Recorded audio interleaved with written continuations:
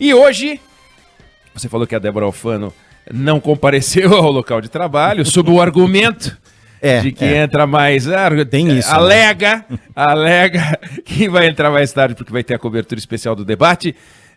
E eu vou estar lá hoje no debate, um debate muito importante, um debate que vai, aliás, acontecer em várias cidades onde há segundo turno. A Band, com a sua tradição, sempre à frente nos debates, o primeiro debate do primeiro turno, o primeiro debate da TV aberta também no segundo turno, e é muito importante para que as pessoas tomem uma decisão de qualidade. A maior parte do Brasil escolhe seus prefeitos em um turno, né? Se você considerar em número de municípios, o grosso é escolhido em um turno só, porque só as cidades com mais de 200 mil eleitores é que tem o segundo turno. São 50 e poucas cidades que ficaram com o segundo turno, considerando que várias das cidades com mais de 200 mil habitantes também conseguiram resolver isso em um turno só. E nessas cidades com o segundo turno, você tem alguns confrontos muito interessantes. E as regras do debate são muito interessantes, são regras inovadoras. A gente tem uma legislação, e eu vou falar de legislação hoje, não só do debate, mas também eleitoral, sem falar de debate, mas uma legislação que engessa, né? Por que duas pessoas conversando, para passar o seu recado, precisam falar a mesma quantidade de tempo medida em segundos? É uma coisa que não faz sentido, né? Se fizesse sentido, o presidente Jair Bolsonaro não teria sido eleito, não é mesmo? Porque, afinal, ele tinha no primeiro turno uma quantidade pequena de tempo. O candidato do PSDB, Geraldo Alckmin, em 2018, tinha um monte de tempo, um arco de alianças monumental. No entanto, não foi para o segundo turno. Então, você ter mais tempo não significa que o seu produto é mais desejado. Aliás, acontece muitas vezes o contrário. No segundo turno, no entanto, das eleições, os candidatos têm o mesmo tempo, não só nos debates, mas no horário eleitoral gratuito, aqueles comerciais espalhados pela programação das rádios e das TVs, o que dá um certo equilíbrio. E o debate eleitoral agora em segundo turno, hoje, tem regras muito interessantes. Por exemplo, os candidatos terão 4 minutos para usar entre a abertura e o encerramento. Se quiser falar, boa noite, meu nome é fulano de tal, é um prazer estar aqui, espero poder discutir com vocês planos para a nossa cidade, gastou 10 segundos, terá 3 minutos e 50 segundos para encerrar o debate lá no fim. E se quiser falar 4 minutos agora, não vai dar nem boa noite no final. Ele administra, ele ou ela. E também um bloco em que eles têm cada um 15 minutos, calculado como no jogo de basquete. Começou a falar, conta o tempo. Parou de falar, para de contar o tempo. Se ele quiser pegar a palavra, falar 15 minutos e se calar, o que eu acho improvável que vai acontecer, o outro vai falar 15 minutos e acabou. Ou seja, eles é que vão fazer o espetáculo. Não vai ser aquela coisa modorrenta em que aparece mais o mediador do que os candidatos. Em que o mediador pega e fala, vamos agora selecionar uma pessoa para perguntar. E agora vamos selecionar também uma pessoa para responder. Agora vamos selecionar o tema que a pessoa que vai perguntar para a pessoa que vai responder. E fica o tempo inteiro a câmera no mediador. Aí o mediador fala, fulano de tal, agora o senhor tem 1 minuto e 12 segundos. Beltrano, agora o senhor tem... Sabe, o tempo inteiro aquela regra rígida. Claro, com 11 candidatos como a gente tinha no primeiro turno, as regras são mais rígidas.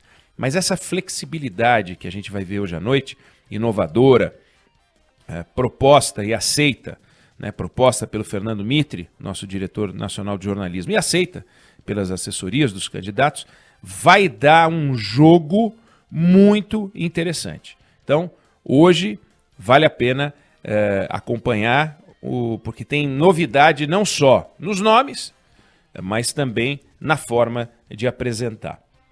Eu disse que ia falar um pouco hoje sobre legislação eleitoral, porque de fato, quando a gente para olhar o que aprontaram com a gente, aprontaram um negócio complicado. E que a gente acaba explicando sempre pela lei. Não, é que a lei manda. Sim, a lei manda. Não há dúvida, é assim, porque a lei manda. Tudo é feito no Brasil porque a lei manda. Mas veja só, vamos pegar um exemplo da cidade de Santiago do Sul, que fica em Santa Catarina, no oeste catarinense, a 650 quilômetros de Florianópolis. O estado de Santa Catarina é um estado muito comprido, né? Parece uma gaveta, daquelas gavetas que se você quer pegar a meia lá no final, você abre ela inteira assim e você ainda não alcança o final. É Santa Catarina, é uma gaveta profunda, né? Então, a 650 quilômetros de Florianópolis está Santiago do Sul, uma cidade com 1.400 habitantes. E a cidade fez a sua eleição no domingo, como todas as outras cidades. Santiago do Sul é uma cidade emancipada, independente há 26 anos. Está naquela leva das cidades que foram criadas e que antes algum dia foi Chapecó. Enfim, mas tem vida própria. 1.400 habitantes. Pois essa cidade elegeu seu prefeito, essa cidade elegeu seus vereadores, elegeu 9 vereadores. Então é uma cidade com 1.400 habitantes que tem 9 vereadores. Se você somar o total de votos que os vereadores tiveram, eles tiveram 700 votos. Algo assim. Então teve o mais votado, teve 100 votos, 103 votos do MDB. Depois teve outro do MDB com 107, aliás 102, depois teve outro do MDB também com 86, assim vai. Então variou de 103 a 80 a 61 votos. A maioria esmagadora do MDB, aliás, eles tiveram 5 do MDB, depois mais um do PSDB, 6, sendo que o prefeito é do MDB com uma aliança com o PSDB. Ou seja, PMDB mais PSDB manda na política, o prefeito foi reeleito. E o que eu quero aqui discutir são algumas questões que a gente já discutiu, outras não. Mas a primeira pergunta que eu queria fazer é: precisa uma cidade com 1.400 habitantes ter 9 vereadores? Não. Podia ter 3 vereadores e pegar o dinheiro de 6 e devolver para a sociedade. Mas tem 9. Quer dizer, se tivesse 6 vereadores com 1.400 habitantes, cada um ia cuidar de menos de 500 habitantes. Mas tem 9. E todas as cidades brasileiras têm no mínimo 9 vereadores. Embora a Constituição diga que as cidades podem ter até 9 vereadores, nenhum município brasileiro, e isso é incrível, como todos os políticos brasileiros interpretam o até como uma palavra que não existe. Todas as cidades com até 15 mil habitantes podem ter até 9. Eles ignoram o até. Eles pegam, tem que ter 9. E aí tem 9 vereadores nessa cidade. Será que com 7 vereadores não daria para fazer? Com 5? Será que sem nenhum vereador não daria para fazer? Será que precisaria ter prefeito em Santiago do Sul? Não só em Santiago do Sul. Precisaria ter prefeito numa cidade com 5 mil habitantes? Prefeito. Não pode ter um síndico. Mas aí vem a história da legislação. Vamos imaginar que os moradores de Santiago do Sul quisessem fazer eleição a cada 6 anos, não a cada 4, a cada 6. Olha, nós teremos 9, 5, 12, 4, não importa. Mas a nossa eleição é a cada 6 anos. E a gente faz a nossa eleição aqui. Como? A gente pega umas urnas de caixa de sapato. Somos 1.400, a gente faz uma assembleia e diz: pessoal, nós queremos fazer eleição valer por 6 anos. Não queremos a cada 4. Não pode. Aí vamos imaginar que ela quisesse que o vereador, em vez de ficar 6 anos, ficasse 2. E a cada 4 anos, portanto, se tivesse 2 eleições e não uma apenas, não pode. Porque o TSE não deixa. Porque a lei nacional não deixa. Por que a lei nacional tem que mandar em Santiago do Sul? Ou em São Paulo, capital, ou no Rio de Janeiro, ou em Fortaleza, ou em qualquer município brasileiro? Por quê? Por que a legislação do Maranhão tem que ser igual à legislação de São Paulo? E aí vem a história americana. Tem uma eleição confusa, mas basicamente a confusão da eleição americana advém dessa independência dos estados. Cada um organiza a sua estrutura como bem entende. Número de vereadores. Por que o município não pode definir quantos vereadores vai ter? Qual o problema de uma cidade vizinha a Santiago do Sul ter 9 e Santiago do Sul ter 4, 5, 2, 3, nenhum? Nós não queremos ter vereador. A gente vai ter um síndico que nós vamos eleger. Ele vai ficar 6 meses, a gente testa. Se ficar bacana, a gente deixa mais 1 ano e 4 meses. Não pode. A legislação não permite. Governador, mesma coisa. Por que o governador do estado de São Paulo tem que ser eleito para ficar 4 anos e o governador do Rio 4 anos e o governador de Minas 4 anos? Não, porque aí uniformiza. Sim, mas por que tem que uniformizar? Qual é o ganho para o país de uma uniformidade? Nenhuma. Uniformização? Nenhuma. Não tem uma explicação. A independência, o direito de fazer as coisas como você quer no Brasil é zero. E começa disso. A representação política é toda autoritária. É toda imposta à sociedade. Não é fruto. Quando a gente fala que os vereadores, os deputados estaduais, os deputados federais, os senadores, os governadores, o presidente da República, os prefeitos, são representantes da sociedade, eles não são. Porque eles não representam os desejos da sociedade. São os representantes que a sociedade colocou no poder, escolhidos pelos políticos, pelos partidos, e para ficar o tempo que os políticos e os partidos resolveram que eles vão ficar. Então, quando a gente fala que nós escolhemos os representantes do povo, é de se perguntar se a gente realmente escolhe os representantes do povo. Não escolhe. Santiago do Sul é um bom exemplo, porque uma parte importante da população brasileira, se você for pensar em número de municípios, mora em cidades pequenas. Você tem 1.334 cidades entre 19 mil e 10 mil habitantes.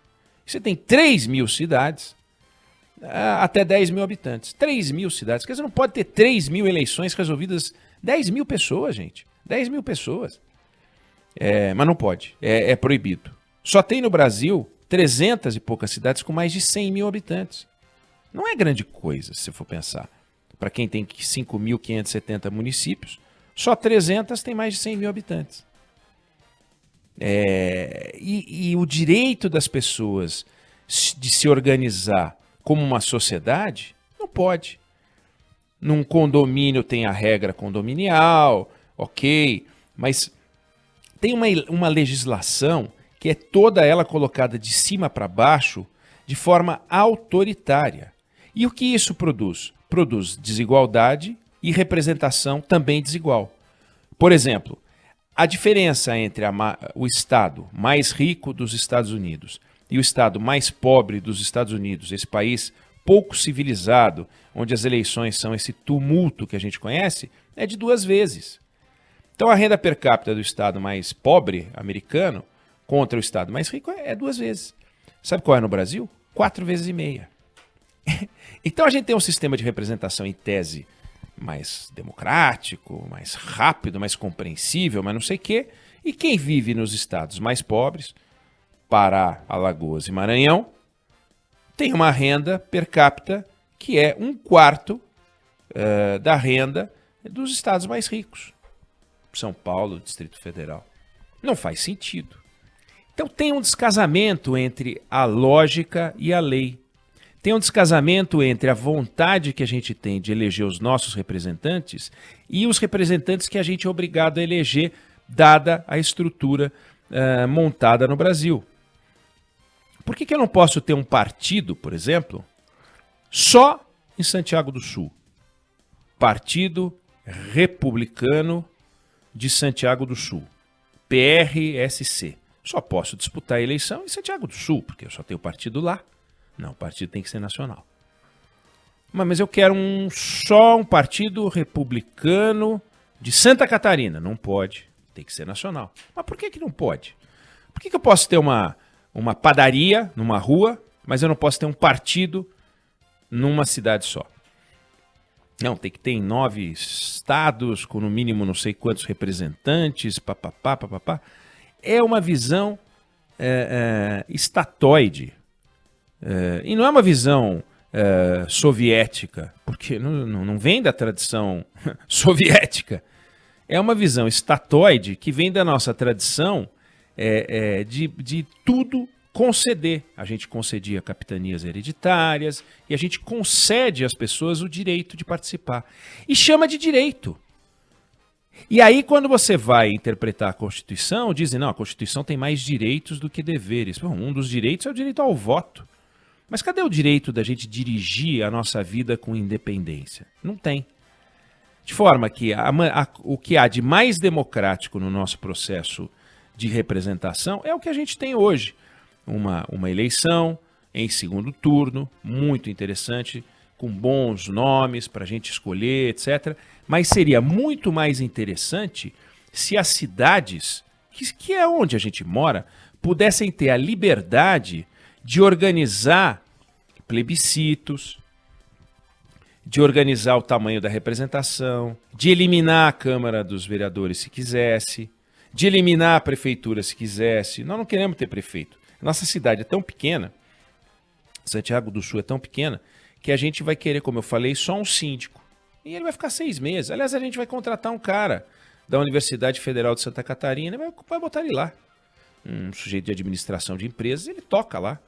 E uma vez por mês, ele faz uma assembleia, são 1.400 habitantes, ele faz uma assembleia e presta contas à sociedade. E se não tiver bacana, a gente demite ele, contrata outro. E é sempre tão... precisa ter o debate político, o presidente da Câmara, né, o primeiro secretário, o segundo secretário, reunião.